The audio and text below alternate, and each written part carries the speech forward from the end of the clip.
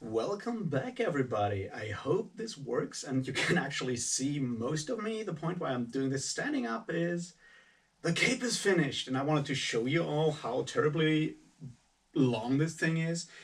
I suspect you can now also see way more of my total mess of a room that I'm recording this stuff in, but I guess we'll have to live with it today, and I'll speak louder than usual because I fear I'm too far away from the camera. Anyway, yeah, welcome back to today's update on the state of the Malazan Empire. And as I said, the cape is done. It goes way too far down to my, like, almost my ankles. It does have a hood.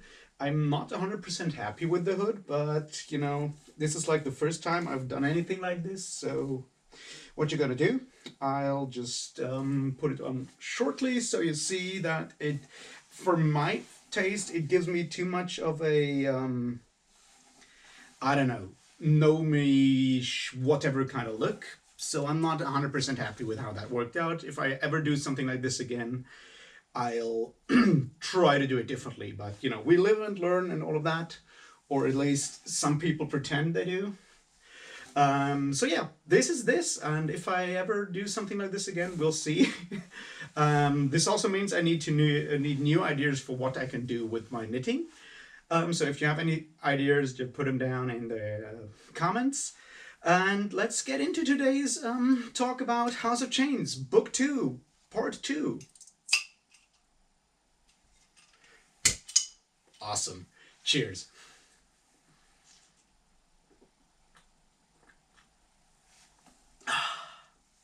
Gods, I really hope this looks halfway decent on the camera. Anyway, so yesterday I talked about how the overall structure is more like akin to what happens in Gardens of the Moon because we're actually moving forward. Today I want to touch quickly on some of the lines and characters, storylines and characters that we didn't actually touch on yesterday. Obviously, a big one that we need to talk about is the whole Crocus, now Cutter, Absalom and her father's storyline. That's definitely something we need to talk about more. And I feel this is an interesting one because, like, in general, what we see here, both with the Crocus, now Cutter, Absalom, and on the other hand with Kalam and Menala, although we don't even see Menala. What's going on there is interesting because it shows how a certain how relationships end in a way, and that's something I found interesting because a lot of people always say that Steven Erikson is not too good when it comes to writing romance, and that a lot of people fall in love way too quickly, and I tend to agree sometimes with that, but on the other hand, I've fallen in love really quickly and then realized later on that there was a lot of stuff going on that made this kind of relationship not working. And that's something that we see there with Kalam and Minala going on. And we see that also with Crocus and Apsala going on. I keep calling him Crocus. I should call him Cutter at this point. But the main thing there that I'm trying to say is that when you look at those, that after that first infatuation, first falling in love that obviously happened under rather complex situation, complex circumstances, a lot of pressure, outside pressure, special circumstances. Once that kind of fades away, there comes that situation where people need to realize how they can work together, or if they can work together or live together, or are actually as compatible as they feel they are. And yeah, it seems that while apparently Kalam still does love Manala, in a way, they are better off with a long distance relationship, to make it, to put it like that. So that's one of those things. The other thing there is with Cutter trying to become an assassin and not realizing that that's exactly the problem of the relationship. That's a really interesting one. It's like, I feel for as many times as I really wanted to slap Crocus for being an idiot, he's a very well written idiot in that a lot of us, like when we were younger, he's, I don't know, 15 or whatever, 15, 17, 18, something like that. young people behave like that. Young people need to figure out who they are. And a lot of like Crocus Cutter's whole like character arc is about him trying to find out who he actually is. We have some characters within the Malazan world, some people who are very much aware of who they are, very like set in their personality, and then we have some who over the entire story try to figure out who the hell they actually are, and Cutter is definitely one of them, and falling in love with someone and trying to be more like this person in a way, or like what you perceive that person is. That's like the other thing there that's going on there, is that's what he thinks that Apsalar is, because of her, like, assassin skills that she has from our good friend Cotillion. But she doesn't want that. She's very much not happy, or not, or still in the process of figuring out who the hell she is. So for him trying to be more like assassin like, more like her, or what he perceives of her, then once again puts her under pressure, and like makes her, I don't want to say makes her, but definitely puts her in a situation where she is forced to acknowledge her assassin being and stuff like that. So I feel that's one of the aspects there that I found very interesting. So maybe Steven Erikson is not as good as some people wish him to be when it comes to describing how people fall in love, but he's certainly very good at describing how people fall out of love again, and that's something I feel is also very important to acknowledge, because that shows how like a lot of skill in perceiving how human relationships work, and that it's a lot of times it's basically about the people themselves and not so much about the other person. It's very much about Crocus not knowing who he is, and apparently, well, not so much with Kalam and Minala, but it's definitely also a situation there. And I feel, I said that before, there's a lot of these parallels going on within the Malazan Book of the Fallen. There we have another one of those cropping up. It's like these two relationships that we had during Deadhouse Gates, in a way. Also, obviously, at the end of Gardens of the Moon. But we have those with Cutter and Uppsala, but those are now going more or less separate ways, whether they want to or not. That's like the question there. It's like, how much is their personal choice in there? So we have that. That's definitely something that we needed to talk about quickly, I suspect.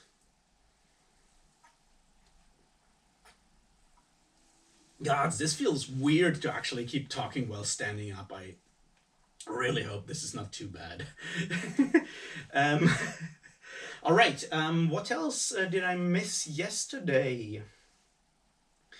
I feel that one thing I didn't actually touch on too much yesterday is once again the idea of the Malazan world, the Malazan army being a meritocratic thing, with the idea of rank being bestowed because of inheritance and stuff like that being a problem, is shown obviously very clearly. Because we have people who got their jobs because of their rank. That is both Lieutenant Rano. Is it his name? Rano? I keep forgetting his name. Like Fiddler's boss is the person who's not good at what he does. And on the other hand, you have obviously Adjunct Tavora, who's also a noble person, a noble woman, but she is very much able to actually learn the skill and do the things that her job demand of her. So that's interesting, because she realizes that it's vitally important to actually listen to people who have more experience than you, and that's, I feel, one of the things that we need to learn here, or generally in Malazan, is the realization that it pays to listen to people who have more experience. And Fiddler and like the other sergeants coming up with that kind of thing, and her realizing that it pays off to listen to those people. That's what makes a great leader in a way. It's not so much them being very decisive, although that's obviously part of it, but it's also the fact to be able to read people and not look at, yeah, and not do whatever they think there is correct. And that's interesting because when you look at it, that's what comes back to what I said yesterday is this is also once again about arrogance. It's very much about arrogance does not pay off. And Captain Ranal is once again a super arrogant bastard and does think he knows better than anyone else what he's doing, and that obviously he's not. He does not. But yeah, so there's definitely that which I felt was important to point out again, because that's like the other thing that distinguishes Tavora from Felicin, because Felicin is not listening to her experienced people. She's maybe listening to some people, but she's mostly listening to herself, and that's the big problem there. To learn to listen to outside influences, and on the other hand, that's when you look at it, that's basically what Karsa Orlong sort of learns during during his travels and his journey to becoming who he is at this point. Is like when you look at him at the beginning on his trip down the mountain with Bayroth Guild and Delum Thord, he doesn't listen to them. He's always like, yeah, enough words, too many words, stop it. But he starts to listen. He still does what he wants, and he actually decides what is correct at the end, but he listens at least and takes people seriously. And I feel that's one of those things that we will see throughout the series coming forward, more and more of that.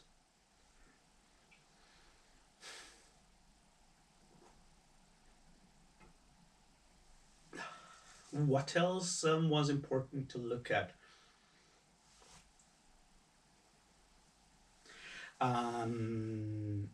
I feel at some point we need to have a discussion on Tamba and Tavora, but I'm not sure if today's already the point, because the interesting thing there is that they have a lesbian relationship where everyone thinks they are having one, and the question there is how that is handled, because we obviously hear that some people are critical of that, but I feel that it's mostly because of the Erikson makes this clear, that it's mostly because of the question how much influence her lover has over Tavor, and I feel this may just be too much of a too friendly reading of it, but I feel this would be the same if her lover would actually be a man. It would still be the same problem. It's like you don't want your commander to have outside influences. It's sort of the big problem that we also saw before with with Pormqual and Malik Rel. Is like everyone was always talking about, when you look back at the end of Deadhouse Gate, everyone is talking about who pulls the strings of our good friend Pormqual. Like everyone knew in the end, but you know what I mean. So the idea of authority being also derived of the fact that people see you as not under someone else's influence or like hidden influence. That's, I guess, the idea, because obviously Tavora will do what the Empress tells her, will she? But that's a different thing. It's like you want your authority only works if you're seen as incorruptible. And that's the thing there, because obviously with other armies it's the same. It's like, yeah, of course we know that Dewjack and Whiskey Jack are talking with each other and whatnot, but the problem is the people that you don't know they're talking with, but you suspect they're talking with. That's what undermines authority. That's a thing that is kind of put in there. Now, I'm not going to go into like the question whether it's a good idea to have that shown as because it's if choosing to introduce that problem at the same time as you introduce a same-sex relationship with one of your commanders is a good idea or not, but I feel it's handled very well.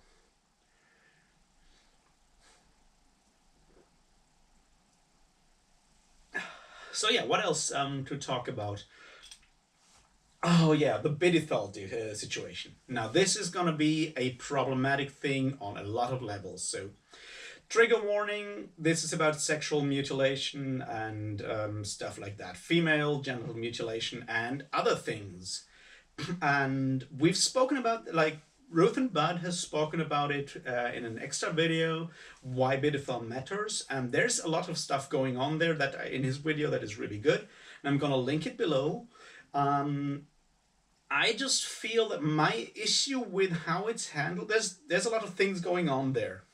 One thing so far is opportunism, and there's a lot of opportunism going on in Shaikh's camp in general.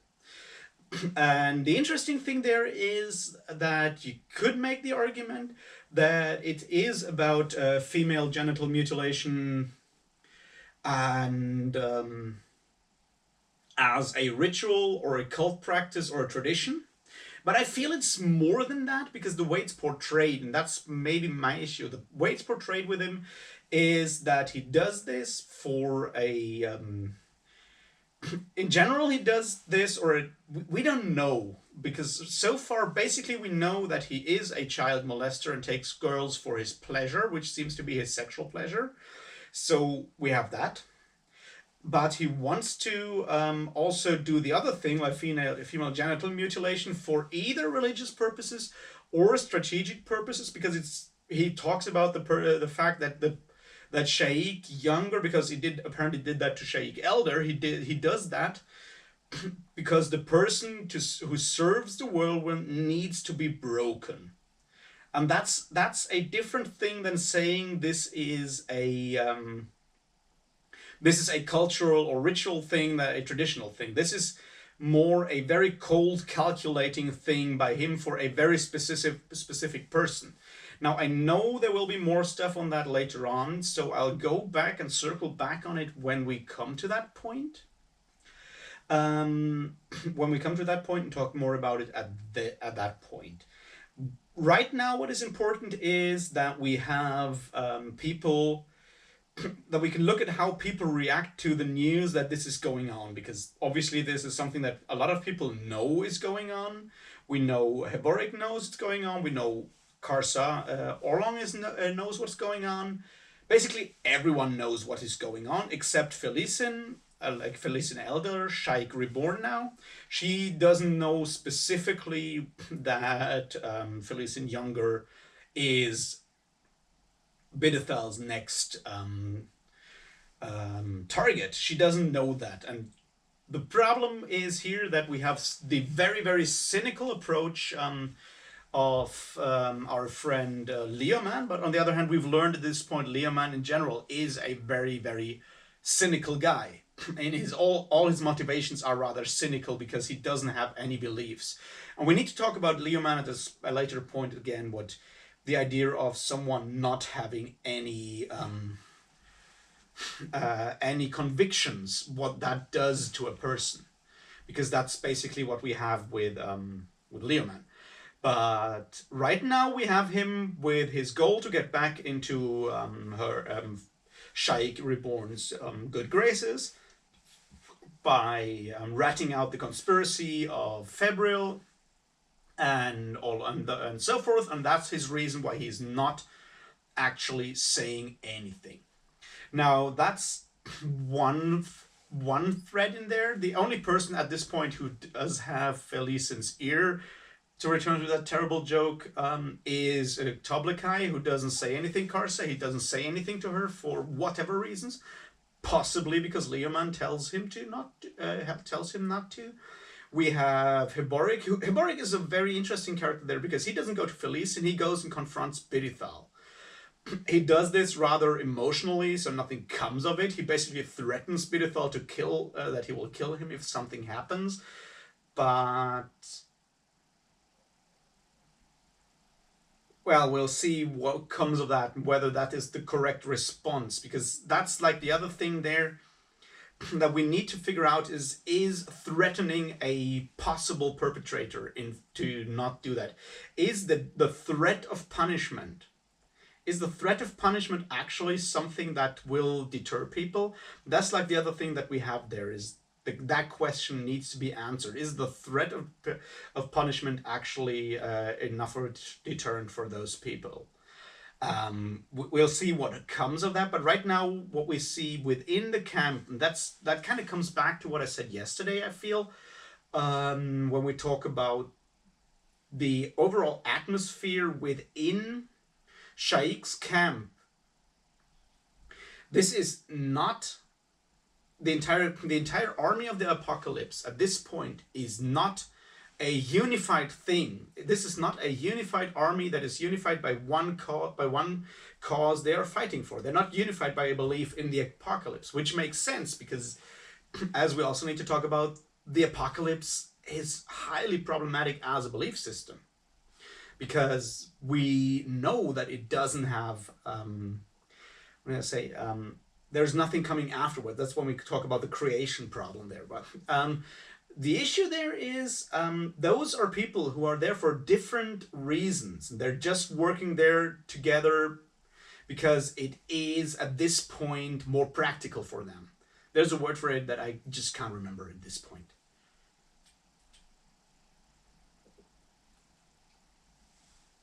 But yeah, so there's all kinds of different purposes in there, and they're sometimes at cross purpose, but they're just still all together in this union there because that's the only place they have right now, right? So that's basically the issue with the overall issue that you have in that camp, and that's definitely something that you find in real world extremist, or not extremist, but real world terrorist, freedom fighter, rebel camps as well. You have your basic criminal elements there. You have your true believers. You have your dissatisfied with your enemy, but not fully on on the side of the, like, not fully buying into like the ideology kind of people in there. You have all of those people in there, and that's why that kind of rebellion hardly ever works out, is because there's no driving force behind it that goes above that or beyond that. It's like, that's one thing that leads me to that other situation that Felicen talks to Toblikai about, and we need to talk about that as well. Is like, the apocalypse is only about destruction, and destruction is something that can feel really good in some situations. But if you don't have a vision what comes afterwards, that's the problem there. And there's no creation in there. It's like, most humans want to create. The urge of creation is something that is very strong in us, to know that we are actually making something. For some of us, that's like the idea of having like a legacy, have a kid, build a house, and plant a tree, that kind of thing. But for some people, it's smaller things or larger things. But to have to work on a purpose that is only destruction and nothing, no vision for the future that will come afterwards, that's not something that is sustainable. That's not something that is sustainable in any way. And that's like another thing that could be seen as a reason why the camp of the rebellion is so divided. It's like, those people all have their personal motives to be there right now, but they're not there. They're not there for the vision of the apocalypse alone. Like, they want to throw off the yoke of the Malazans. Some of them want to then reassert like the order that was before with the Faladin and everything. And some of them want to actually become emperor, apparently, and actually see the Malazan empire as their goal. And then you have other people like Lorik. Who the fuck knows what Lorik wants? But there's all these different personal motivations, and none of those motivations that we find there is actually to go and say, yeah, we want endless apocalypse, we want destruction and nothing else. That's no one's goal there. And that's vitally important there, because that's something that you can also take away for real world rebellions, like rebellions that only work on the goal of destroying the current order, and that have no idea what should come beyond or after that. That's bound to fail, because you need something beyond that. You need that urge of creation, and the fact that is that Felician realizes that and tries to tell it to and talks about it to Toblakai Karsalong is a very important point, which I think is where we end today, because I've created something and I'm kind of proud of it, but I need something new now. So I don't know. Write in the comments what you think I should knit in the future. I have something small that I'll do like in the next couple of days, but I'll be done in 2 or 3 days with that. So we'll see how that works out. And I hope this video worked and you could actually see enough of the cape and hear me well enough. And I'll talk to you tomorrow about book 3 of House of Chains. And oh boy, do we have some stuff to talk about. Well, until then, cheers.